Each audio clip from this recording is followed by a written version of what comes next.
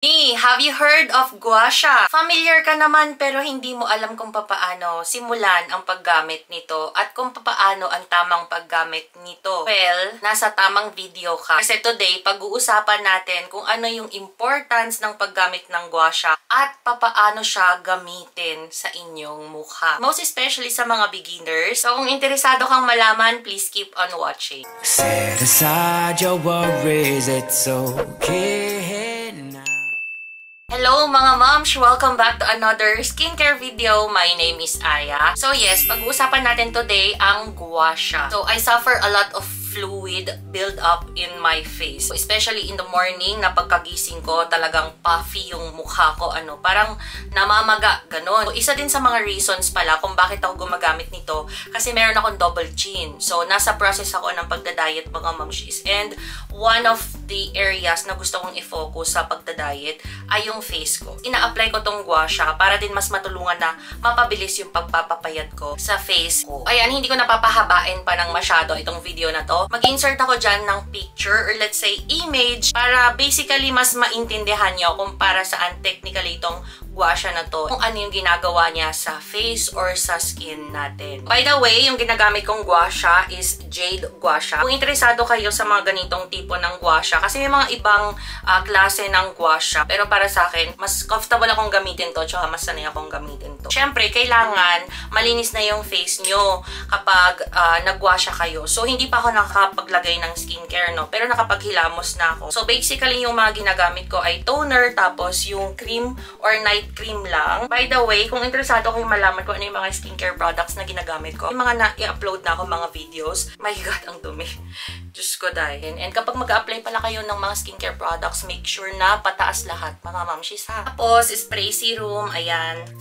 Maglalagay lang tayo ng ample amount of cream. So, yung ginagamit ko ay yung Di Alba. Ayan siya. Ubus na nga siya mga moms, o diba? So, itong cream na to, madulas naman siya sa face. So, i-apply lang natin siya ng ganyan. So, wag natin siyang tutuyuin masyado kasi gagamitin natin nga yung gua sha. Before I forgot, dapat malinis yung gua sha. So, hinuhugasan ko siya mga momshi before and after ko siyang gamitin. Okay, so, dito tayo sa lower part po na mag-start ng face natin. And inuuna ko dito sa jaw area ko para mas define yung jaw natin. Ang ginagamit ko dyan is itong pa-heart shape. Ilagay nyo lang yung dalawang daliri nyo dito sa chin ninyo. And then, yung gua sha ninyo dapat ganyan siya. So, nakapahiga. So, ayan, mag-start na tayo mga momshies. Pataas nyo lang siya. Lahat pataas ha. So, ganun lang siya mga momshies. But, pwede nyo din gawin dito is ipababa siya. Para siyang number 7. So, normally ganun yung ginagawa ko. Pinapababa ko siya.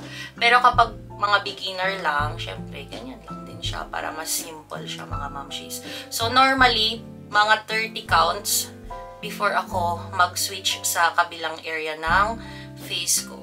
So, ganyan lang siya kasimple mga momshies. And then, pwede nyo din siyang ipababang ganyan. So, kung medyo mabilis mga moms yung paggawa ko, kasi sanay na ako eh. So, ayun. Tsaka, medyo nagmamadali din kasi ako sa morning. By the way, twice a day ko pala itong ginagawa. So, mga 3 minutes. Nag-aalat ako normally ng 3 minutes or 5 minutes maximum sa pag-skincare ko gamit yung gua sha. Kung makikita nyo na may red dito, okay lang yan siya kasi yung pressure ba, tsaka yung friction. Pero hindi siya masakit actually. So, ayun. Kung may mga sensitive kayong balat like me, but it's okay, mawawala din yan siya mga ilang minutes after. So, dito naman tayo sa kabilang side. So, same lang din. Same technique.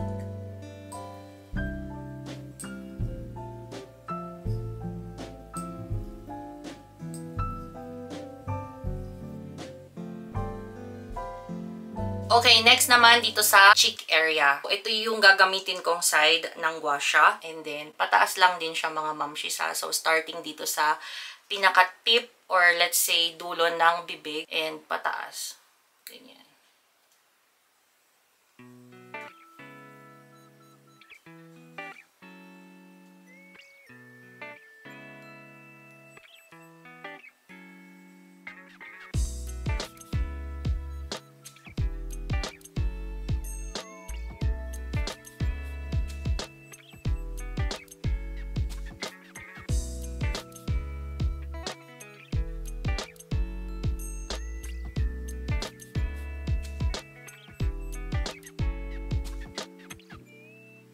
Importante to sa mga may mga eye bags or puffy eye bags. Actually, sa paggamit ko ng gua sha, sa buong paggamit ko ng gua sha, mas kino-concentrate ko siya dito sa area na to ng face ko. Kasi medyo, alam niyo, nagiging saggy na yung talukap ng mata ko. Tama ba? Talukap? Kapag ganun kasi parang, mas nagmumukhang matanda. Parang feeling ko mas nagiging mas mature yung face, or let's say, mas pagod yung face natin. As much as possible, gusto ko talaga siya na iangat. Yung gagamitin din natin is this one. Ganito siya mga mamshis, sa pa-curve.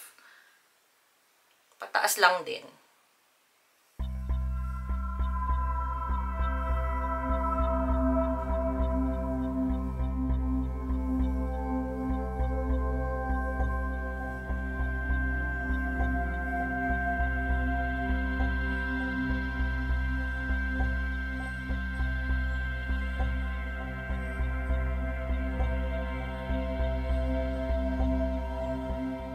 Tapos, kung gusto niyo din magkaroon ng tipong lifting sa brow, ito yung gagamitin niyo mga mamshis, okay? So, turo ko sa inyo kung paano siya gamitin. So, yung pinaka, ayan, mas maliit, let's say, or mas shorter kaysa dito sa area na to ng heart. So, ito yung sa baba, and ito naman yung sa taas. And pa-S.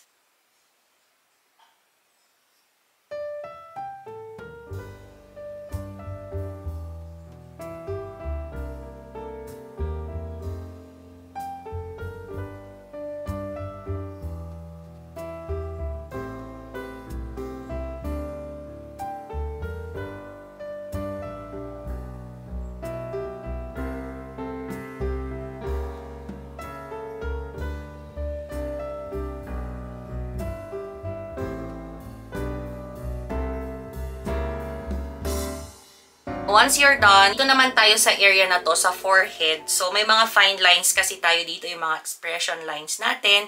So, actually, itong gua sha na to, nakakatulong siya para mas maging less yung visibility, or let's say, mas mag-lessen yung pagkakaroon natin ng mga fine lines. Pataas lang din siya, mga mamshis. Ito din mismo.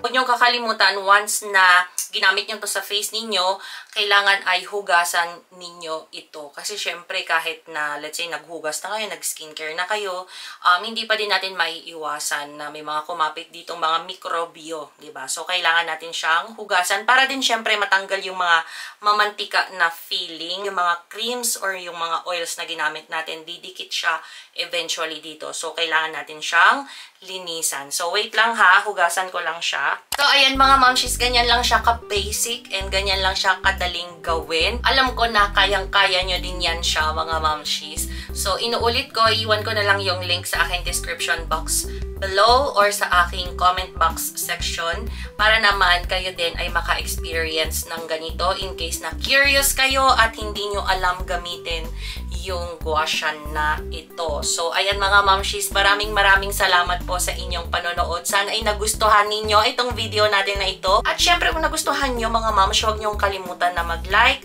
and i-share yung video natin. So, maraming salamat ulit. I will see you again in my next